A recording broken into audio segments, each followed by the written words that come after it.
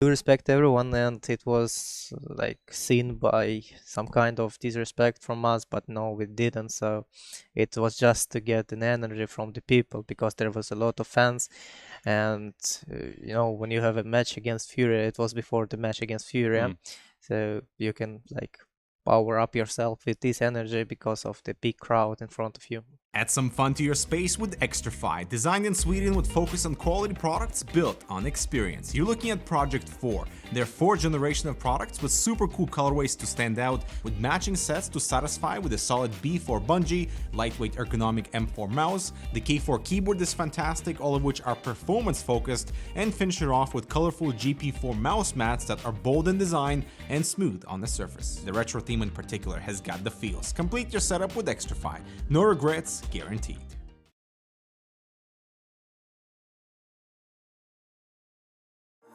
Finally, I found what I was looking for.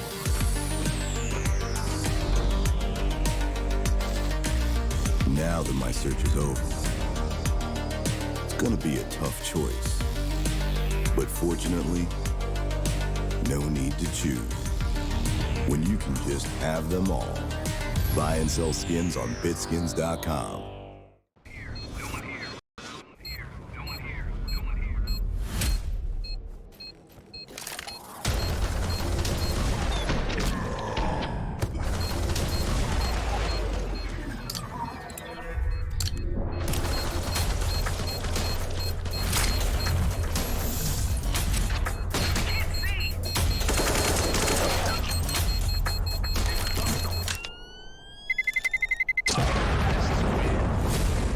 N1Bet, your bet, your game.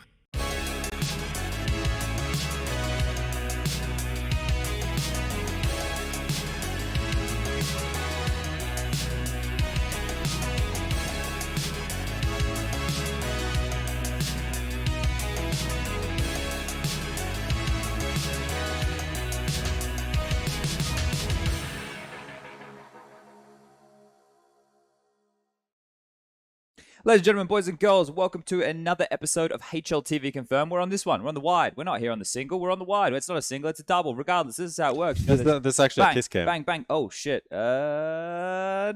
I like that one in the audience the other day. But yes, welcome to another episode of HLTV Confirmed. We have made it to the final day of the IEM Rio Major and our special shows that we've been bringing you throughout. A quick thanks to our sponsors as usual, Xtrfy, Bitskins, and M1Bet. Remember to gamble responsibly.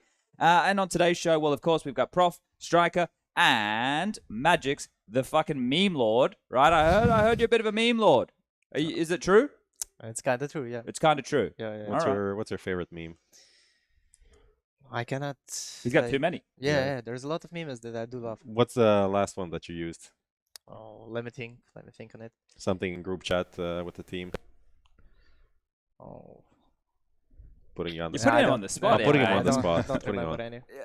But look, we got a lovely nickname for you. I know I've spoken to you about this. We like calling you Boris the Butcher. But maybe we need to like work on a couple more nicknames, because I see you kicking over more chairs. I see you causing a ruckus around the That's place. why I have these super big chairs. Yeah, you're not going to kick these You're over, not mate. gonna We kick got the this biggest chairs we could.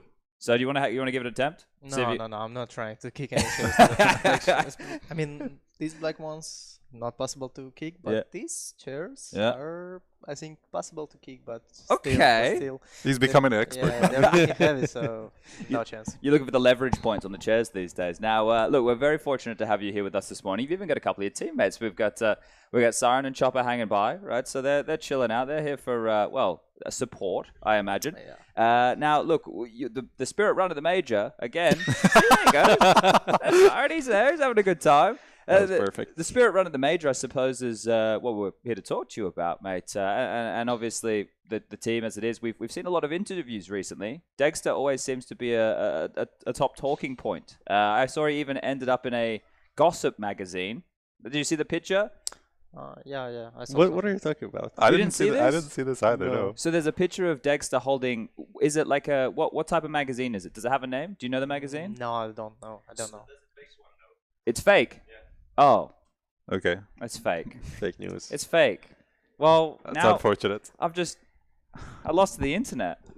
I lost to the internet. You're getting okay. old, Chad. You're getting old. Well, it's a picture of Degster holding a magazine with, I think, like Chopper's quote on the front page, right? So I thought it was quite This funny. is how our parents feel. Yeah. Daily. I've Like, actually go been- on the Facebooks and see like the world is ending tomorrow. We've actually been juked, and when I say we, I mean me, because you guys didn't see this here. So look, now coming into this event again, everybody's like not really talking about Spirit. Besides me, I was in the shuttle. I was talking some positive vibes, but you guys made it to the playoffs yet again, right? And you did it with Wonderful now at his very first major, and he played fantastically well as a team. So considering, right, the change between the last major and this major, are you guys, obviously you want to go as far as you can, you want to win, but are you happy that you made it to the playoffs again? Are you happy with the overall performance? Yes, it's a great thing to make it to the playoffs, and I do believe that we became like much stronger as a team, as the individuals also, because it was super young roster back in Antwerp, and it was no experience in us pretty much. Only Chopper had some, and it was a result. It was relied on the individual skill and belief to each other, and now our game is getting better structurally, and we're getting more experienced. So from now there is only upward direction. So big expectations going forward for you guys to now compete at the top level consistently. Yes. It's going to be hard though, right? Because you're not a partner team with Blast, or you're not a partner team with ESL. So how do you break through with that? Do you think, okay, we're top 8 at a major, now we get some more invites, or are you happy to grind out these pineapple cups and stuff online? Like, what are we talking about? I don't really enjoy playing these pineapple cups because, yeah, I mean, I hope we're gonna get some invites for the big events, and if we make deep runs on these events, we'll continue getting them. And I think like with current schedule, it's pretty important to show up on the major to play well there, so you get some points and you get some invites because of your major performance. This is exactly what we experienced it from Antwerp, because we finished like in semis there and we got a lot of points, and that's how we got invited into the EPL Cologne, I think, also. So like the major is a point to start with, and you will play more events. Yeah, I guess that's true, right? That's one way to springboard yourself into a lot of these tournaments here, if you can have a deep run. And like top 8, like out of 24 teams that we had here, and you have to consider the RMR cycle. That's part of the major as well, right? So it's a very long journey. We start there with thousands upon thousands of teams, and then RMRs are 52, right? So with all the different regions combined, and now we're down to the final 2 today. But making the top 8 of all of that, like it means a lot in World Counter-Strike, and it's good that that's recognized. I thought it was actually kind of crazy that I only realized this when we had an interview with Hobbit. Cloud9 aren't playing anything until the end of the year, because they didn't make it to full final. They're not playing Espo, and they're not playing World Final because they didn't win the major. So Cloud9 actually have nothing to play until Katowice, essentially. Sounds like me. Or yeah, yeah, exactly. Yeah. That's curious. That's the same with you guys. Then I assume that there's nothing, at least nothing big, almost until, there's nothing big beside the Red Bull Flick, There which is a you go. big event for me. You have to defend the title, right? Reigning champion. Yes. I watched that last year. It actually looks like a lot of fun. Yeah, it is. And there's the maps from the last year, so I will unleash my strats. Oh yeah, Yeah. It's down to like timings and stuff, right? So like kind of Counter-Strike meets Quake. Yes. You're capturing the point. You're having duels consistently. Like I do remember in the final game, we were playing against some nerdy kids who were grinding these maps, and they had super strats. Like I was like one guy was capturing the point, and the second guy was like somewhere far away from him, killing spawn points where we do spawn, and we have a long road to get to the the capture point. Yeah. Yes. I was running to kill the guy who's capturing, and he was killing me on the spawn. I was so sad because we almost lost this, but somehow we managed to win. Most of the pro teams got destroyed. Yeah, there's like there was no pro team that made it to the second day. Yeah, everyone was eliminated. That's crazy. Stone and Kaden are playing this year, so maybe JKS and Monacy. So maybe you can get revenge for the major where it really matters. Yes. You're not hyped about the S tag in Calgary? The S tag and who? And Jonas. Oh, You're they not- couldn't even get another one of the players to go. Apparently not. Man, that right there. Well, he can show his pedigree as a everyone's former like- professional Counter-Strike player, can't he, Calc? Yeah, I mean, Yeah. everyone was like, we want to see Device back, we want to see Device back. And they were like, hey, you're going to get this legendary Danish player. And it's their chief operating officer. He's been around who here. retired 15 years ago. I've seen him around here. I've seen him around the traps. Now, I wanted to ask a question going a little bit further back in history for Spirit, because we get to cover off a lot of your games online. Remember when we did that interview? That's when we called you Boris the Butcher. We gave you a couple names. But that's when you guys had like Mia and you had STY and stuff. And the team has obviously chopped and changed a lot since then, right? You've got Siren and Patty now. You've obviously got Wonderful in the mix now. So it's a different team. It's a different makeup. But what was the, like, why? Because that team, to me, I watched you guys and I was like, you're very skilled, right? I remember like you had a lot of firepower, but for some reason, I remember watching you in one of the player breaks. You were just fucking grinding streaming, bro. I was watching your stream like every night, and then you come out of it, and then you guys like had some struggles. So like you had firepower then, you've got firepower now, but like, is it just the difference of the personalities as to why you feel that this team is better than that one? I think it's a difference of approaches to the game and the play style. How do we play? Because like in the past, I think it was pretty much more relying on the firepower and the skill and the skill of the players. Okay. While now there is not really a thing which is the skill of the players. It's pretty much about the structure and how team plays, and not how the individuals perform, and that is what we rely on. Okay. Well, a lot of praise seems to go to Chopper, your in-game leader here, and you hear from other people not in your team who say, yeah, Chopper's he's really smart, he gets a lot of respect. Are you able to give us a bit of an insight into maybe not, all of his nerdy business that he can offer up here, but what is it about Chopper that, like, the way that he sees the game that is so different or unique, or that makes him get all the praise? I can say that it is pretty much about the combination of Chopper and the coach Hali, because Hali is a man who is responsible for making the game, and we're all listening to him, and Chopper is listening to him to how to play the game and what to do, which calls are good, which not that good.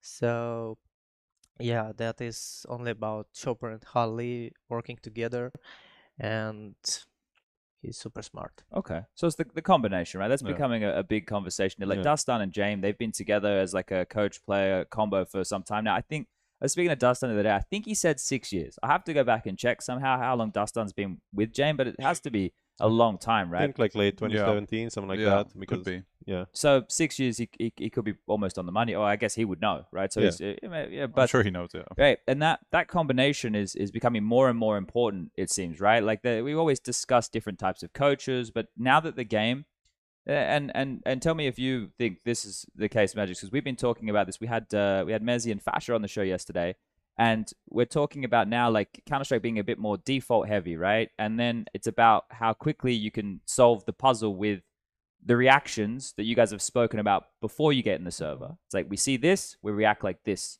right? So everybody has their own way of solving the same problem, right? But it's about how quick you can react to fixing that issue, right? Like, I think you know what examples I'm talking about, right? Or do you want me to try and give one here?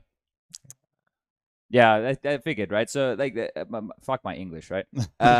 So let's say, for example, on Mirage, they put a lot of pressure on mid, Yeah, right? And then your teammates call, like, there's 3 smokes mid, they've thrown 2 mollies, and then you go searching A ramp for a fight to isolate the lurker, right? But you have to make that decision as the A anchor, right? Like, you can't wait for Chopper to say, yo, magixx, hurry the fuck up. Yes. So, like, how much time really goes into theory at the moment? Like, how long do you guys sit down and talk about those things and those reactions? Is that a big part of practice?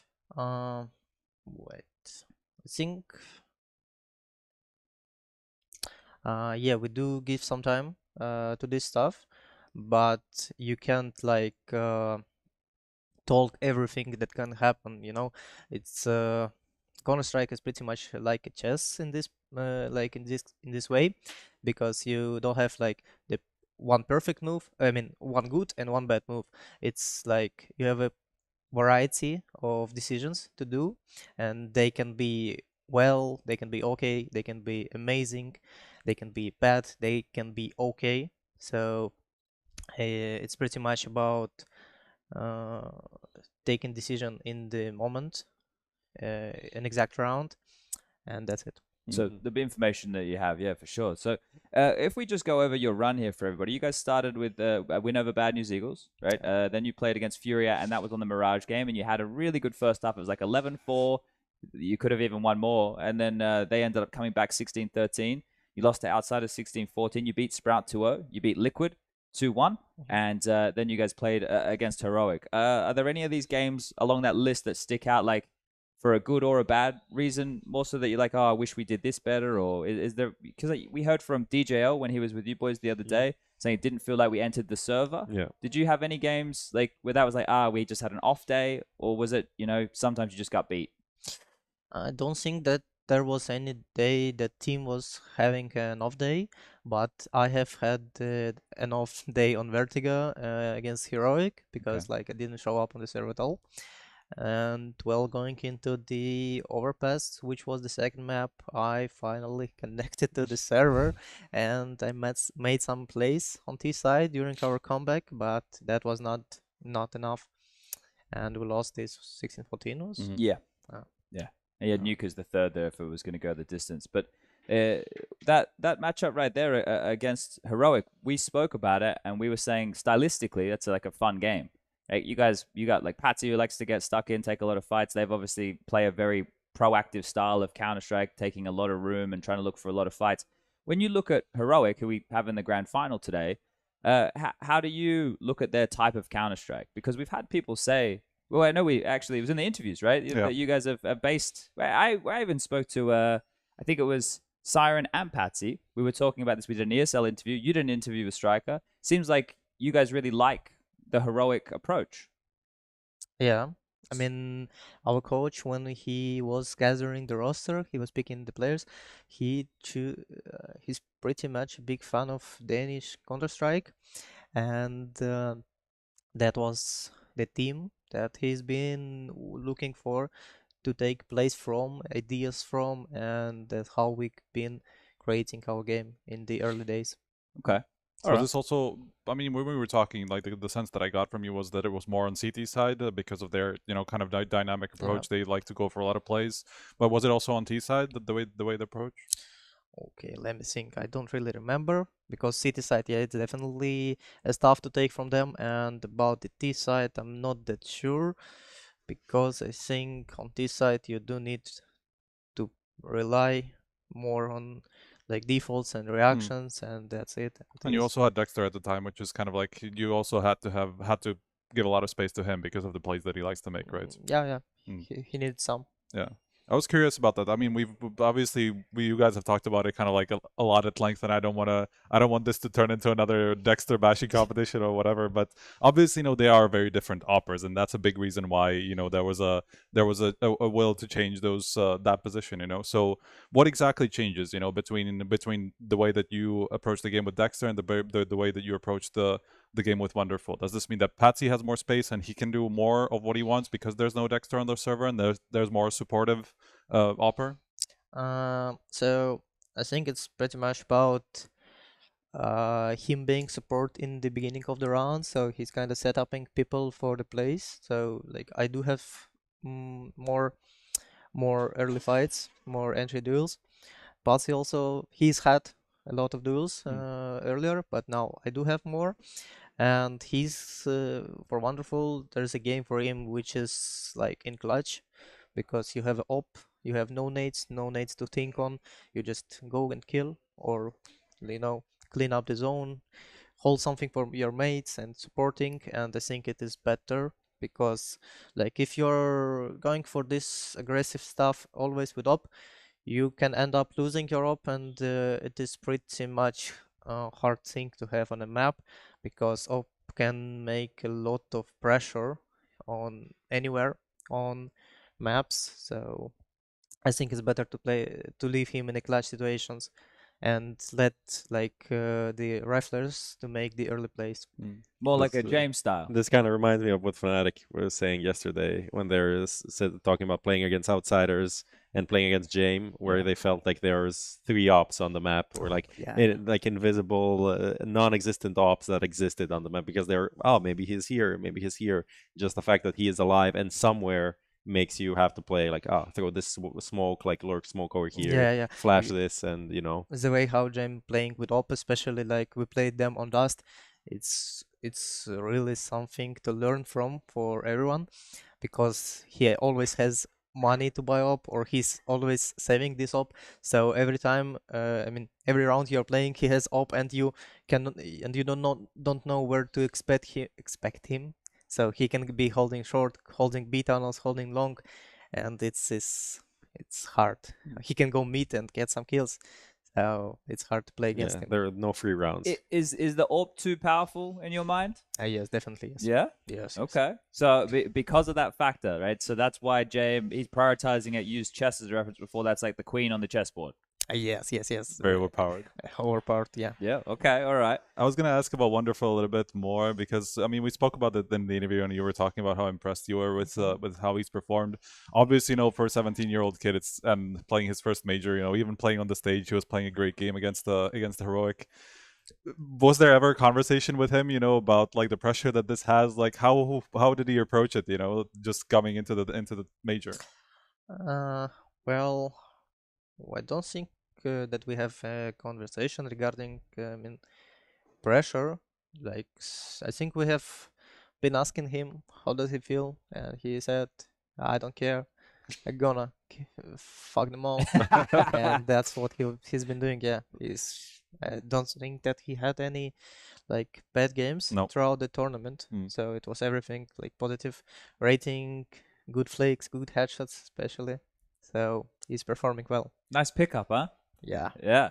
So I actually want to ask you, because you kind of mentioned the way you spoke about him in being in the late round, not having utility, not having anything to worry about. Is there things that he needs to develop in? Like, is he better when he doesn't have to think about all of these things and like balance the supporting and stuff like that? Where is his progress for the next year, let's say? Well, there's always something to work on, because when you're 17, when you're He's 17, definitely not going to be a complete player. Yeah, you can't be a complete player.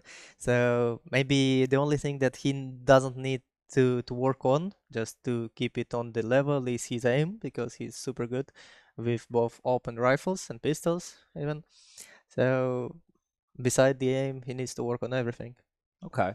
I think it's interesting as well, right? You talk about like late round stuff, but one of the things that I know that some of the other broadcasters were talking about as far as w0nderful was concerned is he needs to understand like the pathing of his entry fraggers on like certain rounds, right? So they were discussing a round on Vertigo where like Patsy's going in and ready to take these fights, and w0nderful's ready to play like whack-a-mole. Like he understands that if Patsy's taking this duel, he needs to kill the guy that can kill him, right? And that like as a skill set for an AWPer to be ready to do that, like it makes sense, right? Like you need to, but in that situation, is that something that you guys go, okay, so we know the flight paths now. Well, I call it flight paths, but you know when you run to the site and Patsy's going to try and take this space, right? And then you guys have to worry about this. Like, is that something that's just intuition, or do you guys go, all right, w0nderful, we need you to cover here, or like, is this just in the moment because Counter-Strike is so moment based? I can say that when you're playing with op, it is much easier to discuss things like in game, because you can just, I mean, we've been talking this before, and it was a lot of about decision making. And when you have op, you can just go onto the bomb site, take like exact area from round. No, I mean, every round you go onto somewhere bomb site, you can hold same area and let the others do the work, because your playstyle are not that changing as with rifle. Because when you're like entering the bomb site with rifle, you can have much more different scenarios, much more nades coming into your face, or you throwing something, you pinking something, or someone staying in off angle. And when you have op, you can just do the same and do something which is, you know, repeating on the practice, and which is gonna work on the game. So it's easier to play with op. Less flux, less change in the variance there. Okay. So let's move forward a little bit here. We discussed what's next. We don't know what's next for Spirit because you guys don't have an event for the rest of the year, but I assume lots of practice, yeah? Yeah, I mean, I was going to ask about that because it's like, but as I said, there's nothing really to play, at least nothing big. So how do you make sure that, let's say assuming, I don't know how the Katowice invite system works now, actually, I forgot I'm not sure completely. either. But I would imagine a top 8 at a major will get you somewhere at least close to being able to play in Katowice, which is about 2.5 months from now, I think. Yeah. So what do you do until then? How do you make sure that you even stay in form at that time? Oh, I need to think on it. Lots of streaming? Maybe it's a time to FPL. to play stream to stream again, yeah, and maybe FPL. Not sure. Okay. Maybe. I'm just having a look on HLTV right now. The only 2 teams who are confirmed at the moment for the main event of Katowice next year are Vitality with the EPO Season 16 win and FaZe with the Cologne win. And then whoever wins today out of Outsiders and Heroic will lock themselves in as well. Okay. And the rest is ESL ranking. Well, there's a lot of ranking. ESL ranking spots, so. and play-ins. So yeah, like in terms of the ranking points, they're going to get a lot. Whereas like FaZe and actually FaZe already here. FaZe already there. Yeah, there's a bunch of other top teams who are not going to get those spots. And then you have the play-ins as well, right? So it should be there. It seems likely. So that's curious. So you guys, like, because you have such a lead time in, and the Katowice is sooner in the year than it has been previously. A little bit. Yeah. So I guess that means that you have to come back after Christmas and practice earlier, right? Like that would have to be the case. That would be the only. Do you know when your year like starts again? Do you get a break, or do you not give a fuck about breaks? I just like Counter-Strike. Actually, I hope I'm gonna play Counter-Strike, but as a team, I think we're gonna come back like it's about like 10th of January. Okay. So maybe a bit earlier, but like it's 1 week before the new year and 1 week after the new year is the time to chill and no Counter-Strike. Maybe some Counter-Strike. Okay, so about a 2-week holiday. Cool.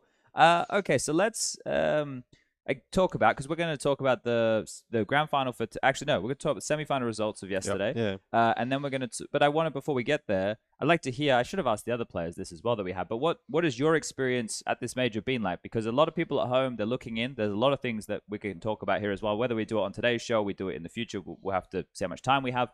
But what has your experience been like at the major so far? Have you enjoyed it? There's some things like, I didn't like this, I didn't like that. Like, how's it been for you and your team? Personally, for me, it was a great tournament to play on because first of all, the food was good. Okay. I liked it. Did you have some Brazilian barbecue? No? No. What's the pick? I like the hotel food. Okay, all So right. it's Just good. here. Yes. All right. I liked. So if we talk about the Counter-Strike, it was great to play in front of crowd. Only weird thing that it was happened is arena was empty yesterday, I think. Yes. On the semi-final matches, it's not that good, but I think it's only because of like the match being early, and maybe some people not ready. So you've opened the trap card here, magixx. You've enabled me here. It's like Yu-Gi-Oh right now. I'm going to spring the trap card. So this conversation is one that is pretty rife on the internet at the moment, what you bring up of the arena being empty. Now, we discussed in the earlier days of the quarterfinals, right? Maybe not so many spectators, and we've seen that at majors before, right? That's something which we can sit and go, yeah, okay, it's hard to fill an arena. It's a working day On a Thursday, exactly. So those, and with other factors as well, right? We can build the laundry list of reasons as to why this may be the case. Right. But with what you said, it not good that a semi-final doesn't have a crowd. I agree. I think that's very disappointing, right? Like, that's a Saturday. It's with all of these things, right? That have built up over this event. The fact that ESL expanded it, right, with this fan fest and everything, was in response to them saying, we'll fill out an 80,000 people arena. Yeah. Remember? So the fact imagine if we were at the fucking Magacana here from MOUZ Outsiders and then being like 1,000 people. That would be the saddest scene of all time. Now, I understand that those two teams are not hugely popular. I understand that there was the fan fest going on outside where people could, have all that stuff going on. I understand that there were people who had bought tickets back in 2020 and some of them aren't turning up here. I can keep going with all of these things, right? But I am in the same boat. It's weird. It's disappointing that a major semi-final in itself is not enough to bring a lot of people to enjoy the quality of the Counter-Strike, right? Because it's not a phase, it's not a Vitality, it's not a Liquid, it's not a Navi. I definitely can resonate with that fact.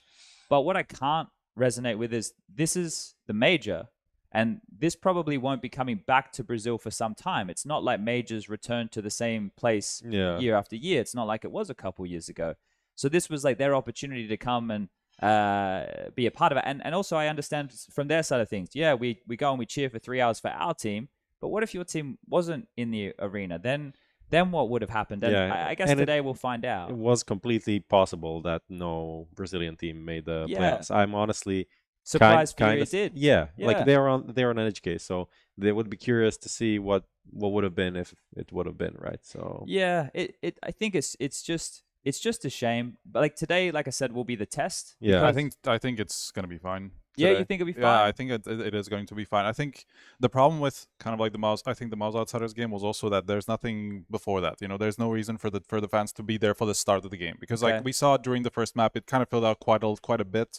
I was like looking there, like trying to get a better sense of how many people are going to be there, and like obviously for the beginning was like for the entrances, I think that was the problem, you know, because like you could tell on the players' faces, you know, that they were disappointed that like there's barely anybody there, maybe a couple thousand people in like a 20,000, 15,000 arena, right?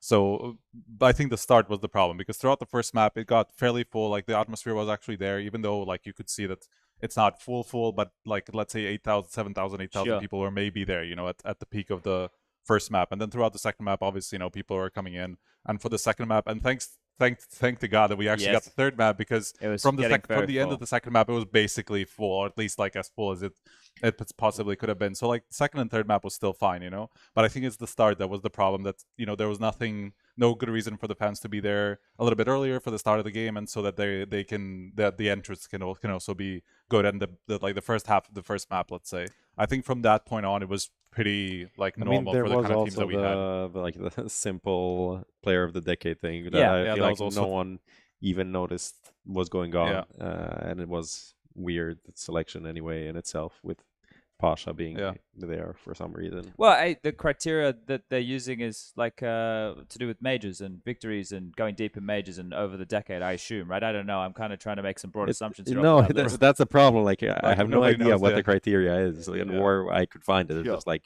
here's the best player of all time. Well, lucky the best player of the decade did win. It's Joe from, I don't know. Anyway, Anyway, the point I was getting to is obviously there's going to be the show match, and that's going to be enough to bring the people in, right? And they're going to.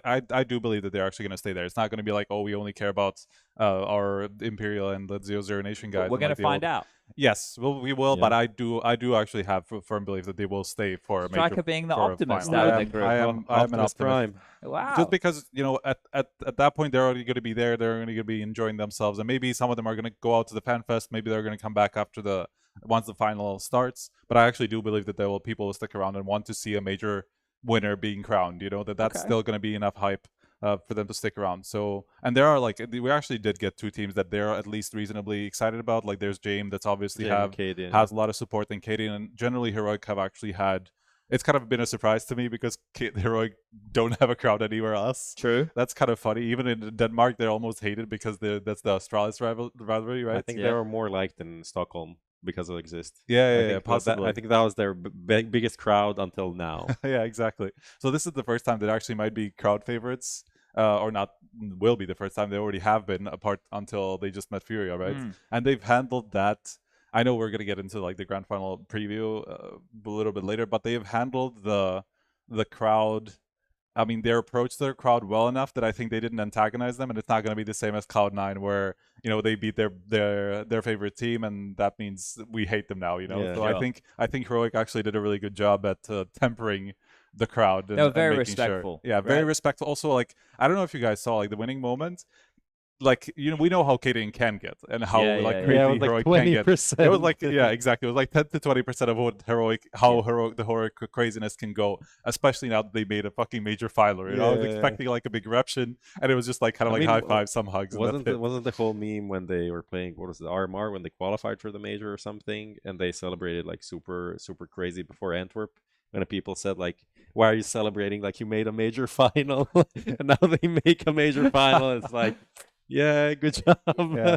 But I think that was a very calculated, but I mean, it's smart, right? Like you just don't want to antagonize the people, and you want to make sure that they're going to be on your side. Like you bring up a good point. You mentioned antagonize people. Now, your mental coach, Yeah. right? Before you Mental. guys, is it Keyword. is it mental coach? yeah, but like he's a little bit mental. Oh, well, before one of your matches, he went out there and I think he was trying to encourage the crowd, Yes, exactly, Encourage. exactly. but it was interpreted as he was trying to get them to be the enemy. Yes, it is like unlucky moment happened because Yeah. he was just going out there to, as you said, to encourage the people to get energy from them, to fire them up, and they like, yeah, they saw it like he's an enemy, so we hate them now, we're gonna boo them.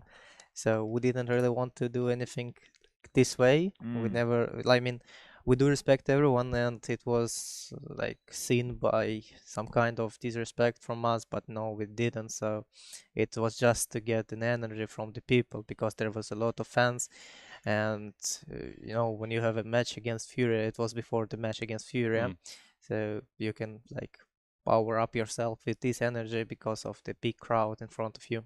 Yeah. Yeah. He also had a Brazilian flag. Like I saw him for the next match. He had a Brazilian And he had a flag on. Brazilian jersey on, I saw as yeah. well. I think that that's a little bit unfortunate that it gets lost in translation in that way, right? But then you guys, you didn't embrace it. Like you didn't wear a Darth Vader robe and start going out there and being the anime antagonist, fucking everything up. But you guys definitely were then framed as like the bad guys, right? Did you guys feel that? Not really. I Okay, mean, that's yeah. good. Blocked it out. Yeah, we don't care about it. So, like, I mean, every match we played, we've been not every match we played in front of a crowd, but every match what we played with the crowd was cheering against us. So there is nothing you can do with it unless you're winning the tournaments.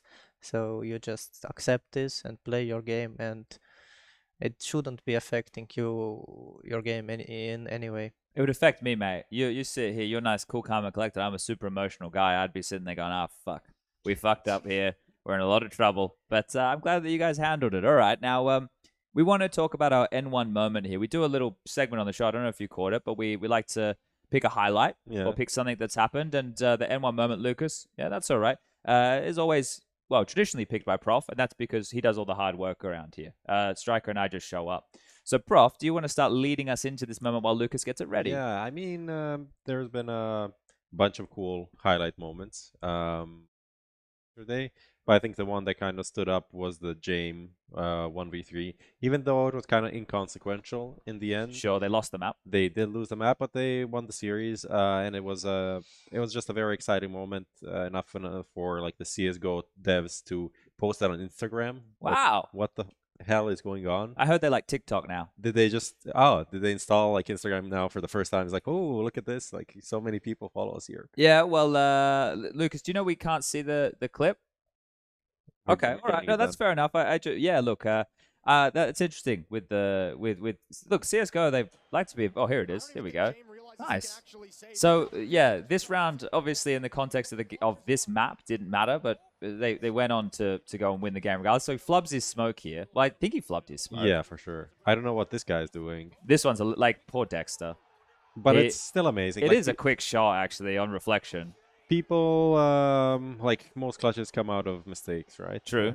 As people say. As Messi also says. As Messi also said that one time. But you still need to find the gaps in all of this. Especially the third kill is pretty insane. And this all happened because, like, 2 rounds before, he saved the op. Then on Eco, he got, like, a triple kill.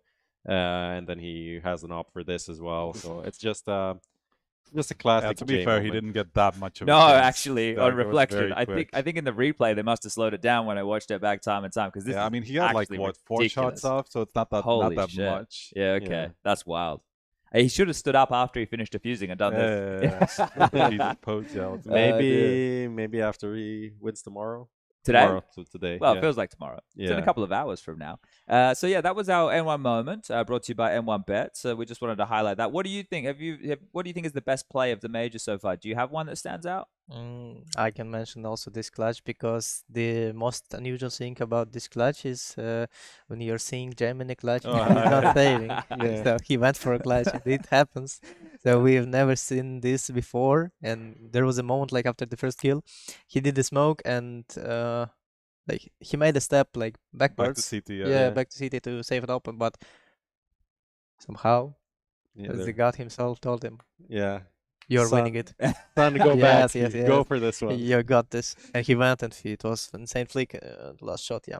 And I as think Mezi said, yeah, it's clutches are coming from the mistakes of your enemy, and it is exactly what happened. Yeah. yeah. Yeah. I think what Moses was saying on the cast was also like I don't know, I don't remember the round fully, but for some reason James thought someone was flanking B, so that he can't actually save on B Yeah, because yeah. someone might have That's been what it coming. looked like to me as So well. maybe that's why he went for the Because he play, thought he was fucked either way. Yeah, Yeah. and to be honest, like Jame in like last rounds of the half or the game, that's when he clutches the most. Yeah, Like, he has to. so that is when some of the most memorable Jame clutches happen. Yeah, When- that's how the outsiders are winning their games 16-14 Yeah, every match. Every time, like, there is 10-10 score line and someone is getting super close game. yeah. So that It's always like matchup, that. we can reflect on that with MOUZ. So MOUZ decided to pick into Ancient, right? That was map number 1. Am I remembering rightly? Yes, it was Yeah. the first map. Yeah, and then they went into Overpass, and then the third and deciding map was Inferno. Inferno. And that's where I was looking at the history, and they had split 1-1, I think, on Inferno at this event, right? So and as we had spoken about earlier, they had played 6 separate maps in the last month. So they had played a lot of Counter-Strike against each other across these tournaments. So there was obviously some mind games going into that. But the thing that it hurts me the most is Jame has eliminated all of the Australians who have ever made it to a semi-final of a major. Oh yeah, Because there was also as the Star Ladder. avant-garde, There was the yeah, Star Ladder he Burlington to me. removed Oh, Justin yeah. and everybody from that one too. So James has something against my people, apparently. I don't know what we did, but yeah, It's the Kangaroos. This is the thing. We talk about outsiders as a team that's really hard to put away, right? And you mentioned always 16-14. And now the dialogue is changing because a while there it was like they just play slow and it's boring, but we understand it's the right decision. So now the conversation for them is starting to shift in, hey, you can see how they take the smallest, well, it's not an advantage, the smallest thing, like a saved AWP or a saved rifle or a couple of saved rifles or something like that, and they are always a threat. Every round against outsiders is hard, right? So when you look at outsiders, do you think that it's a different part of the game that you have to be able to beat them at? Like, you have to make sure that they can't save.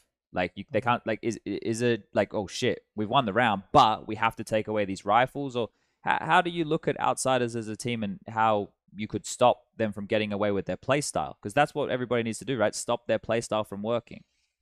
I think if you're facing outsiders, you cannot really do much against this playstyle of saving weapons because if you're trying hard to hunt the guys who are saving, they can kill you, and you're gonna end up with bad economy, and this is not a thing that you want to have, like especially sometimes on T side. It's pretty important, especially like during this meta of M4. You need to build up economy, and you can't really go always for a hunt against them. And so this is how they're saving their rifles, and it is pretty much about them like having great ideas to play with saved rifles, so saving saved ops like Jame on overpass yesterday. So that there was a round, yeah, he wasn't short and he killed 3 people there. So he was stuck in the corner. I saw this round. MOUZ were going out monster, a lot of nades, a lot of stuff, but then some trades and they went back to short. Jame was caught in the corner, and there was like someone walking out with the nade in hands, and he didn't expect him to be there. He kills one, so second guy was going for a trade, and Torsi, he just throwing the smoke in front of himself to take the bomb and run away, but smoke smoke opens and Jame is killing him. So it was, I think it was eco with one op he saved from the previous round, and it is just a well done move from Jame.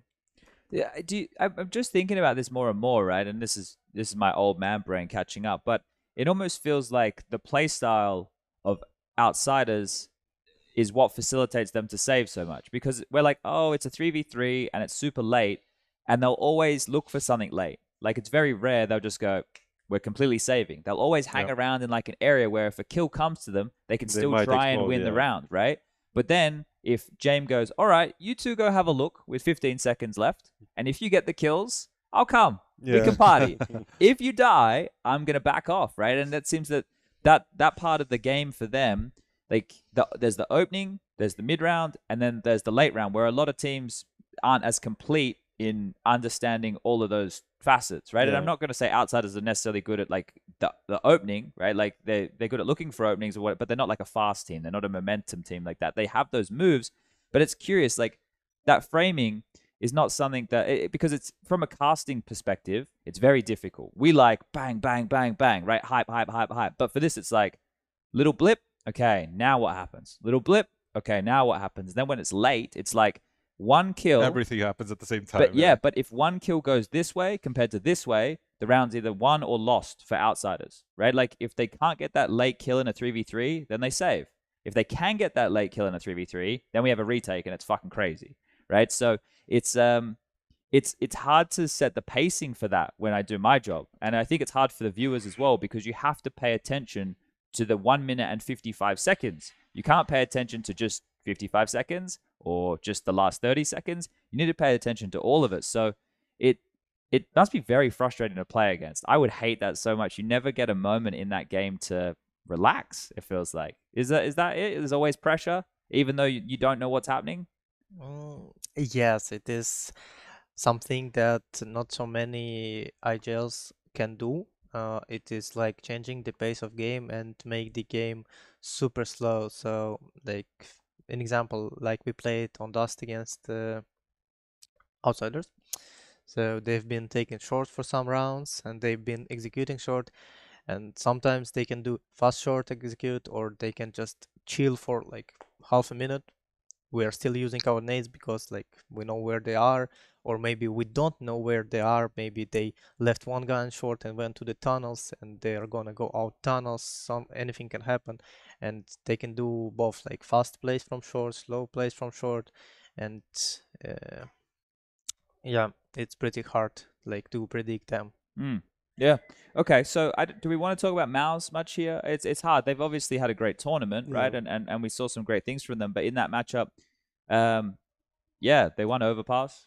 They lost the other two. Yeah. It's I think that Overpass win is a big statement, honestly. Just coming back after those two lost rounds for their mental. Yeah. Okay. In terms that's of, like, fair. who That's they fair. are as a team, that they can bring that back, and actually going into Inferno. This is my realization after that Inferno game, especially after the second semifinal as well.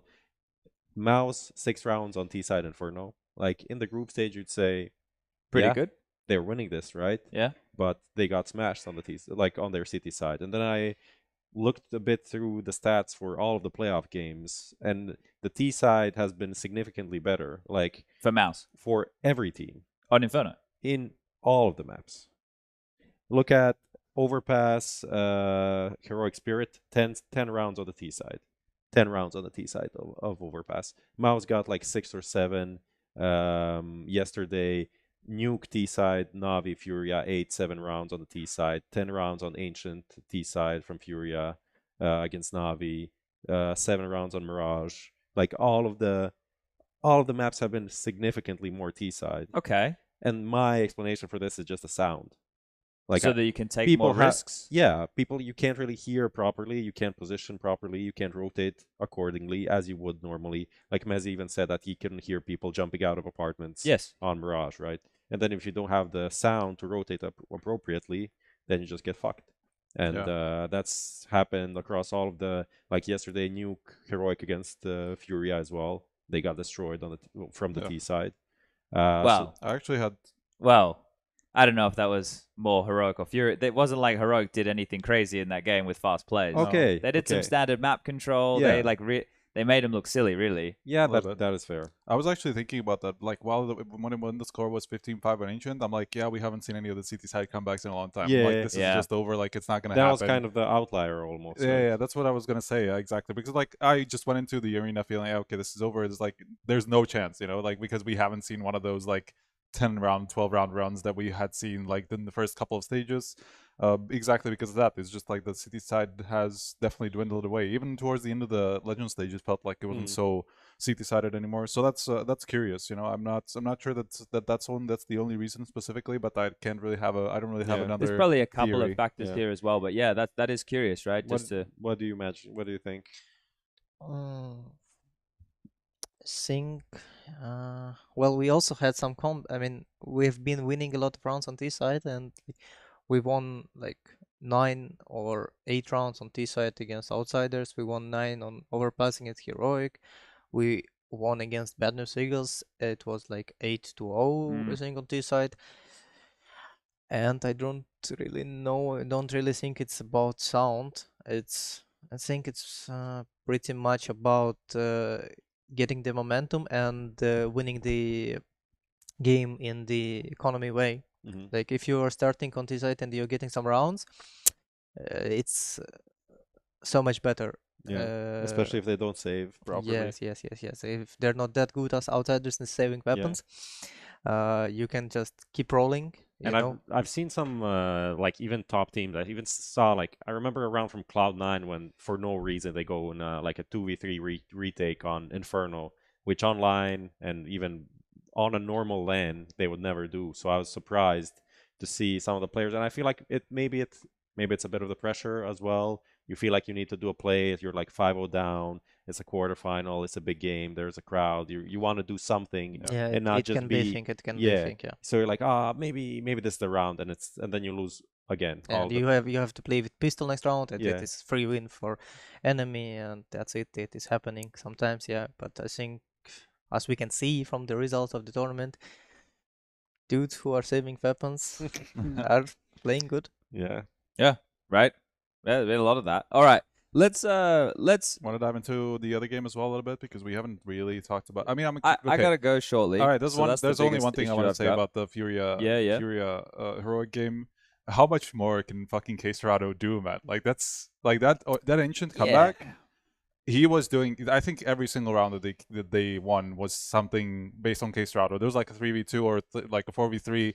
Xtrfy gets like a double. Like he got so many multi kills in that game that he was just never supposed to have. Like people are saying like, oh, it's the M4A1S meta, and like yes, a part of it is, but he was winning. He was winning duels that he wasn't supposed to win even with the M4 because there were people like ready to trade him, but he just never lost those duels. Yeah, it was like only one round that I saw him make a mistake was like the 30th round where he was like CT and Cadian was like in A site, and he lost that round against Cadian, lost a duel, which was fairly kind of like not like Cadian doing anything special. Was the end. I was like, that's exactly. Xtrfy's dead. Now it's over. Like that's where it ends. But then like the rest of the team actually came back. But like that's crazy. Like Xtrfy was so.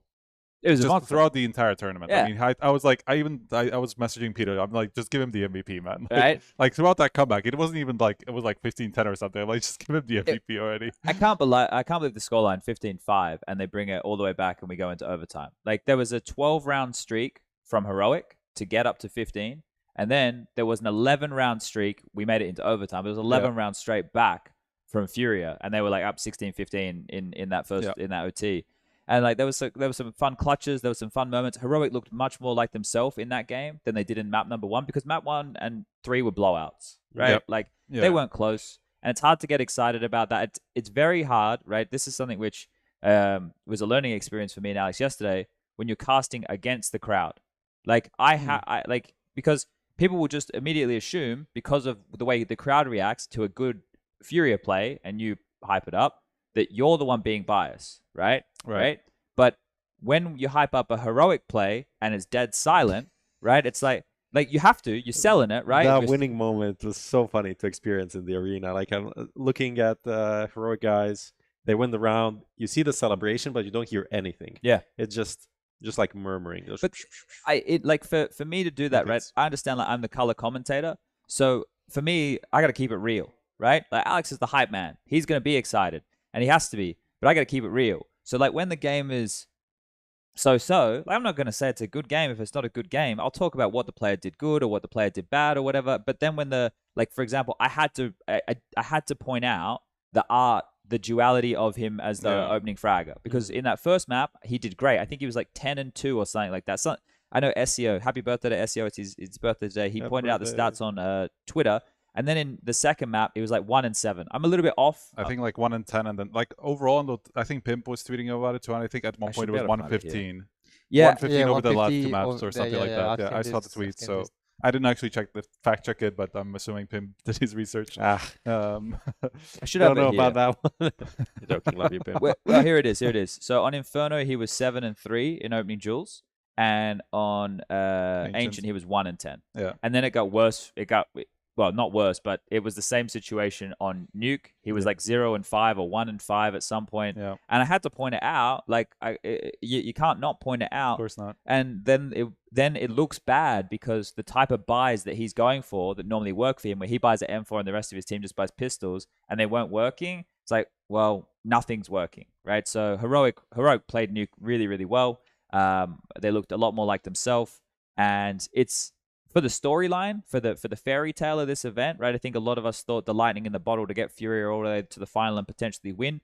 That doesn't exist anymore, right? But it was still a great run. That's the first time a Brazilian team has been back in the semifinals of a major since, was it Berlin 2019 or Katowice? I think it might have been 2019. Katowice because Berlin was Yes, 100 Avant-Garde. Thieves Yeah. I don't remember the other side at the moment. Well, Astralis Astralis played. Did they play semis in Katowice? Or just quarters? I think they played No, semis. they played semis. I think they played I semis. think. Yeah, but regardless, like that, we can do this in the post-mortem. I think everybody's kind of fed up of that conversation at the moment at home. So let's talk about this grand final a bit. Do we have anyone else have anything they want to say about it? Let's Okay, let's go on. I mean, he played both of these teams at this event. that's right? true. Yeah. So without giving us any reason, magixx, just like we do on the desk, who's winning? Outsiders. Outsiders. Yeah. Okay. So how do you see them winning this game? Do you think it's their play style versus Heroics is the better of the two? Well, I can say that anything can happen, but if it is about the playstyle, it's gonna be an easy for outsiders because they're playing the slow game, and this is the thing that is working perfectly against the Heroic, and that is exactly how Cloud9 won against them on 2-0 to make the playoffs. They've been playing super slow, waiting for Heroic to throw all their utility away as they're doing, and then they just went into the A on Vertigo. I think they played it, and they just went for an execute because they had so much more nades, and that's how they won like 11 rounds on T side. And if it's gonna happen, if outsiders gonna play slow, because I think they're gonna play slow, it's gonna be working for them super well. And in this case, Heroic needs their individuals to step up so much, because it is gonna be super hard for them to face the super slow pace of Counter-Strike. Yeah, it's interesting when you look at the names in the server, right? Because Stown yesterday stepped up. He's in much, well, maybe not finally. Same conversation with Kickit in a way. I haven't looked at Kickit's stats, but Kickit throughout the other stages, he was average for Kickit standards. And then he's finding more impact, at least from the eye test. I have to check the stats. I don't know. People are going, "You're an idiot. You didn't do it." But it looks like he's finding a little bit more, and he's had some moments where he's really helped out the team. And then, like, so those two names who we normally think can find impact are now finding impact, and now they're on that collision course. Jame and Cadian are both playing very well as AWPing in-game leaders. That's another fun little thing we have. Yeah, right. But then you look at like the plucky riflers on both sides, and you've got Flit is a monster. Like Flit, you're not fucking around with Flit, right? And then you've got like Tessus on the other side. You've got Shush, who's been in pretty decent form. He didn't have a good Inferno yesterday, but then he showed up in the next two maps. So we're in this kind of interesting duality of play styles as well, right? Of one being very like proactive and in your face, and the other being very passive, as we're talking about. And for me, that's where I start to think this is going to come down to calling each other's bluff.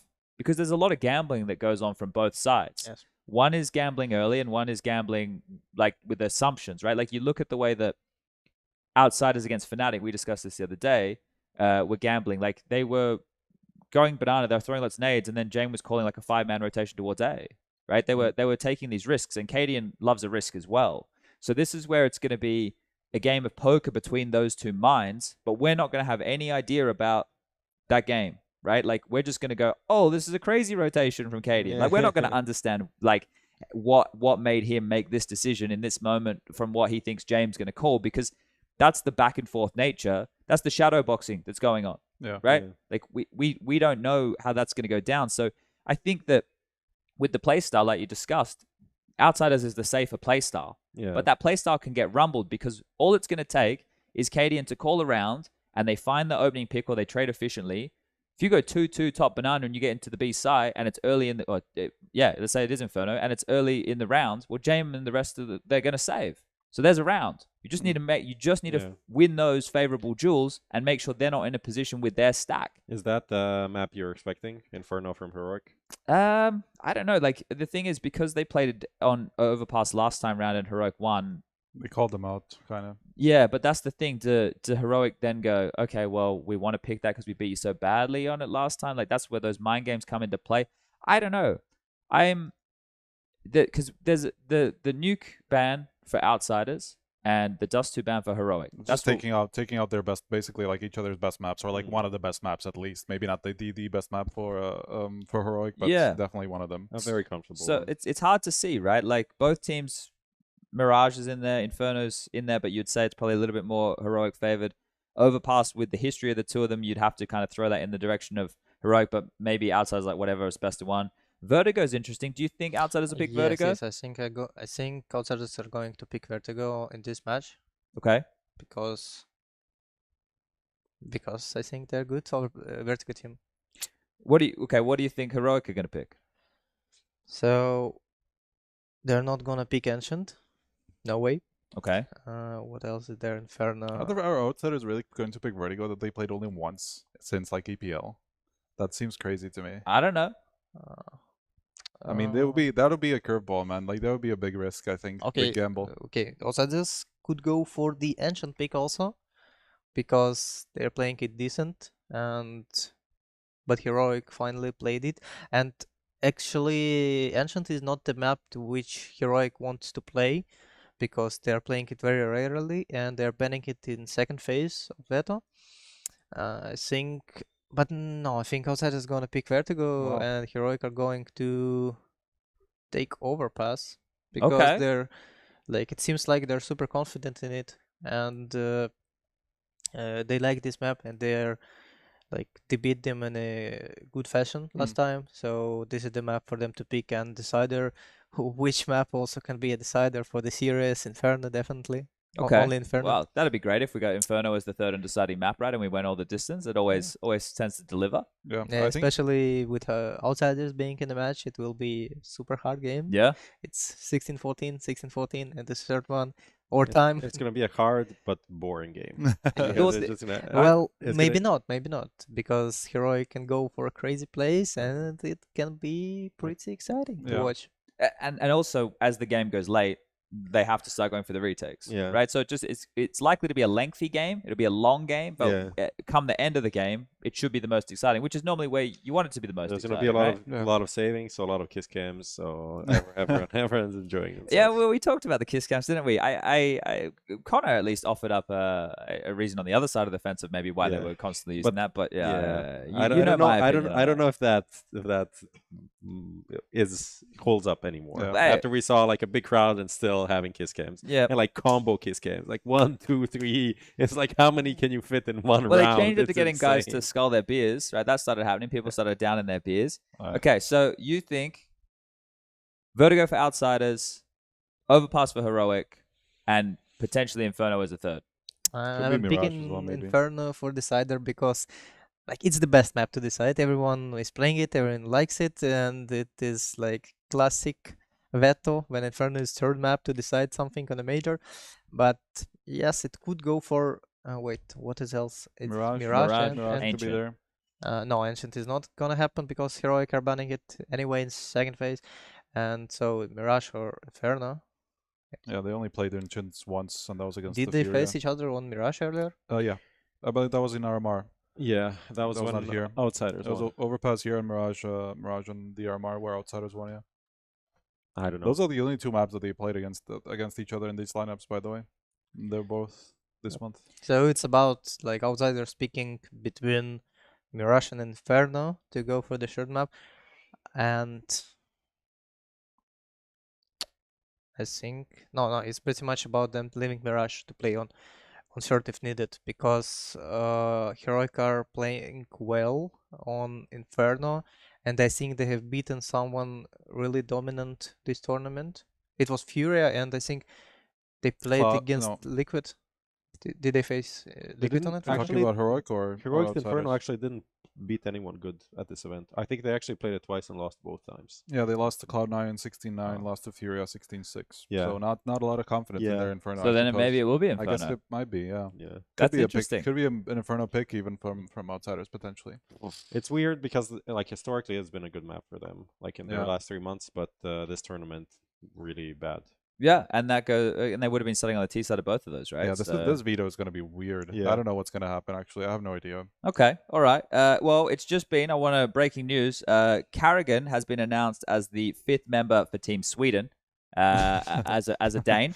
I mean, he's familiar with that from like the old 1.6 Fnatic That's team. true. There was like a lot of combination. That's very true. Okay, so he's going to be going up against the legendary Brazilian guys today. That's going to be the show match People kicking were off. asking for Crims, but I think Crims is They have to fly. Yeah, we spoke to Mezzi and Fasher about this Yeah. yesterday. They have to go to the Alyssa Masters event, so Yeah. Krim's can't hang around. And I'm assuming they were waiting to see if Heroic won or Exist, lost. yeah. Because they probably would have used Exist if. yeah.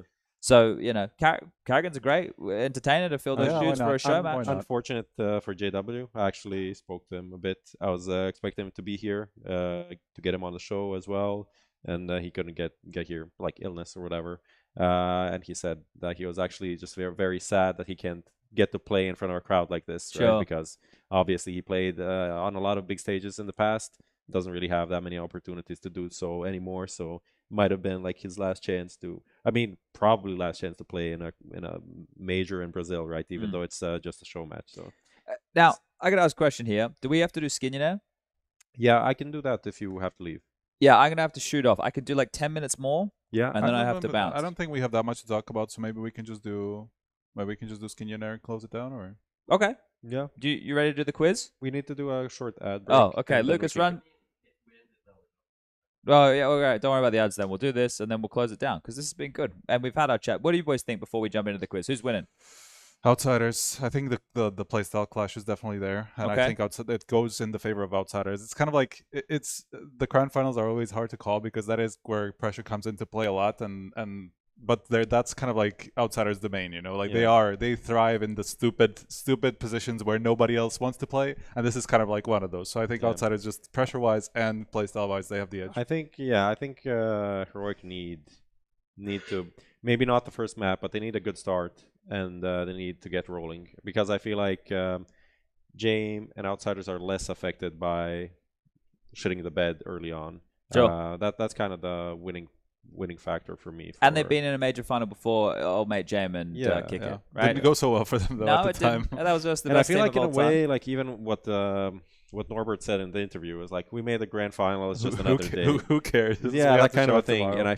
And I know that for Heroic, they're not going to take it like that. Like, they know this is their chance to win a major, and for Cadian, it would mean a shit ton. This might be like, who knows if he ever gets another chance. Like, it's kind of unlikely, honestly. Like, Yeah. no.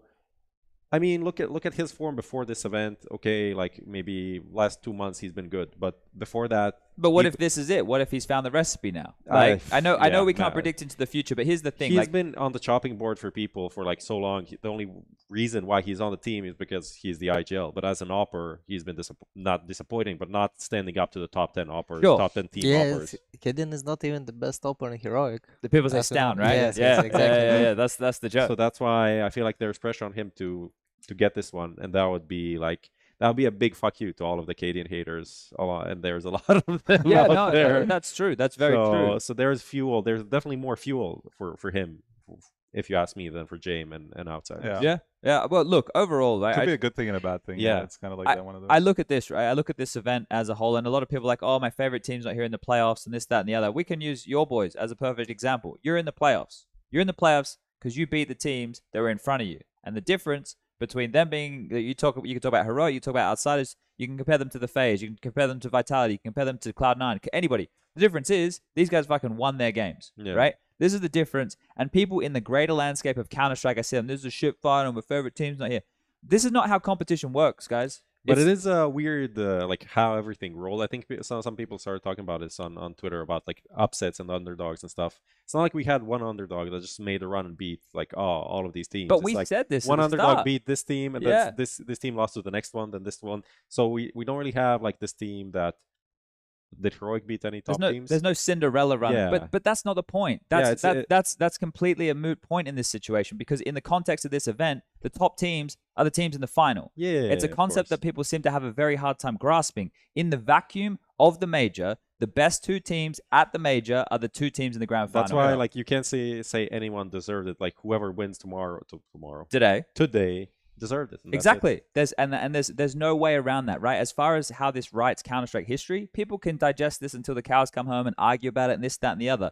But this competition is merit-based. Yeah, I liked Lucas's tweet, or one of our writers. Outsiders versus Heroic, Stoicism versus Raw Emotion, Structure versus Dynamicism, Jame Payne versus Cocadian. Yep. Perfect major final. Stuck in haters.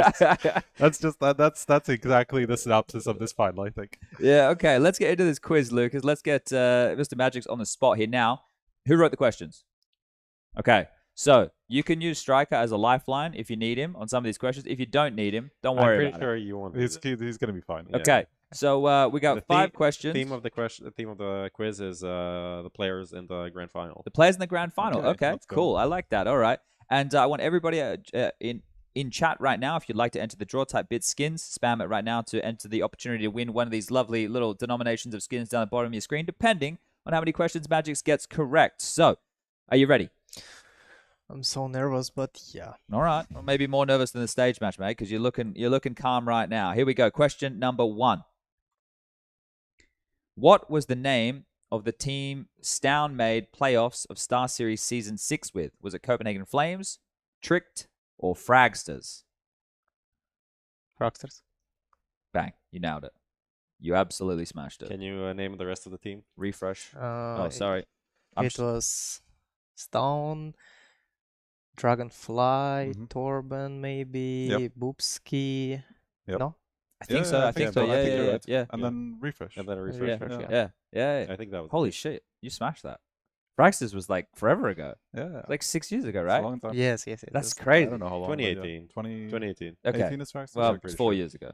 I've Oh, lost yeah, track of season time. 6 was 2018. I think you're right. All right, question number 2. Who was Jame briefly replaced with in Avantgarde? Ramzik Boss, I think is official later on, title. We'll lock him in, and the correct answer is Ramzik, smashing it. All right, 2 from 2. All right. Question number 3. We should dim the lights. We should play some dramatic music. Now we're starting to get to the business end of all of this. Question number 3. Which NA team did KDM play for? Ghost, Rogue. Okay. Yep. Didn't even need it. He's got the sticker on his AWP still. Yeah, exactly. Yeah. Okay. There's 3 rock stickers, and I think I have had a Gideon autograph on a scope, but not sure because there is wonderful autograph on a scope now. Okay. All right. Question number 4. Which one of these players didn't play for Copenhagen Flames? Yabi, Tessus, or Shush? This is a hard one. Yeah. One played recently. One played. This is a hard a one. couple of years ago. Josh. Shush? Okay. Yeah, I'm going to lock him in. This one I don't know. Okay. Correct answer is Shush. Oh, wow. Yeah. Was that just a guess? Or you knew? I knew that Tessus was playing for Flames. I remember his photo in their jersey. Oh, shit. Yeah. Damn. I was so sure it's Tessus. Yeah. Like, so Do you sure. have like a photographic memory or some shit? How are you remembering this shit? I don't know. Fucking hell. It was just working. Smashing it, mate. All right. Question number 5 and the final question for Who Wants to Be a Skinionaire brought to you by Bitskins. The sponsors love me. Norbert joined Outsiders/VP from K23, but which team was he playing in before that? Was it Simon Gaming, Namiga, or One Win? Simon. Simon? Simon says. And Simon says the correct answer is A Simon Gaming. 5 from 5. The confetti comes down. They're going to bring out some flowers. There's going to be a big bottle of champagne. And magixx has done it. He smashed the quiz. And someone at home, who we're about to find out, is the very lucky winner of a $50 skin, mate. You fucking nailed that. Easy. Great job. Quick. That was sick. Easy, best. That was the most dominant to run through. For sure. It How is quick good. you were. I didn't even finish half the reading out the Yeah. possible answers in a lot of those there. Absolutely banging right there. Okay. Oh my god. Okay. Please read it. His not to spines. Oh my god. No, This is either gibberish or Latvian. Well, either way, our people will reach your people, and we'll get the skin to ASAP. So thank you to Bitskins, thank you to magixx, and that's the end of Who Wants to Be a Skinionaire, and I suppose the end of our final episode here from Rio for the Major. So magixx, what we like to do at the end of the show is we like to give our guests the opportunity to talk to the people at home. If there's anything you want to say to them, if there's anything you want to say to the chairs around here, they better watch they better fucking watch I out. don't see any chairs Well, there beside these 4. Yeah. So, lucky for them. Yeah. So yeah, anything you want to say to the people at home? To people at home, okay.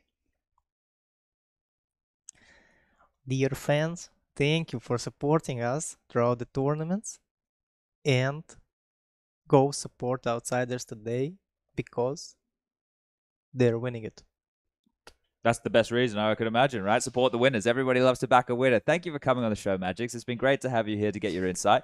And with Striker Prof, this is the close. Thank you to the two of you. Well, I guess mainly Prof and Lucas. Like you're here doing the other business side of things. Chilling. But for making this a possibility and for us to be able to at least have another experiment of live shows.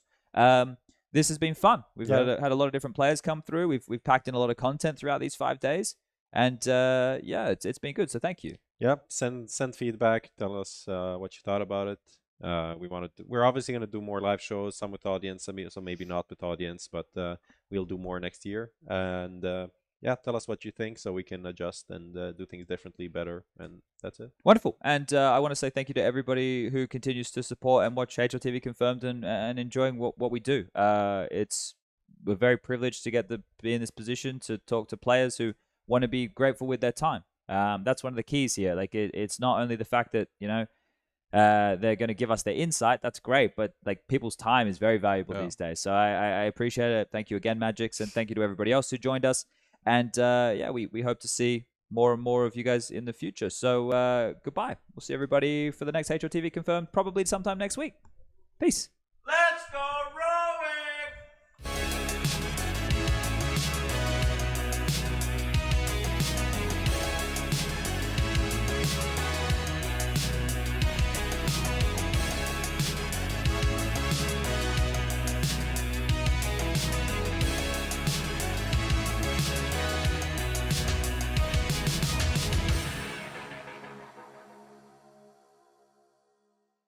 Add some fun to your space with Xtrfy, designed in Sweden with focus on quality products built on experience. You're looking at Project 4, their 4th generation of products with super cool colorways to stand out, with matching sets to satisfy with a solid B4 bungee, lightweight ergonomic M4 mouse, the K4 keyboard is fantastic, all of which are performance focused, and finish it off with colorful GP4 mouse mats that are bold in design and smooth on the surface. The retro theme in particular has got the feels. Complete your setup with Xtrfy. No regrets, guaranteed.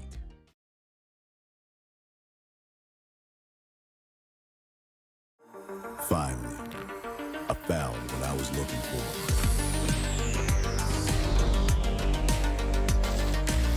Now that my search is over, it's gonna be a tough choice. But fortunately, no need to choose. When you can just have them all. Buy and sell skins on Bitskins.com.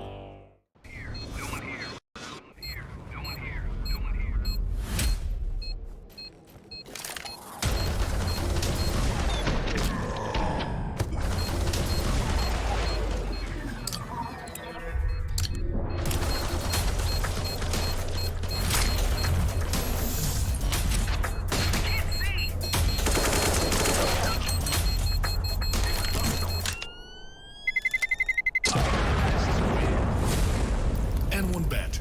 Your bet, your game.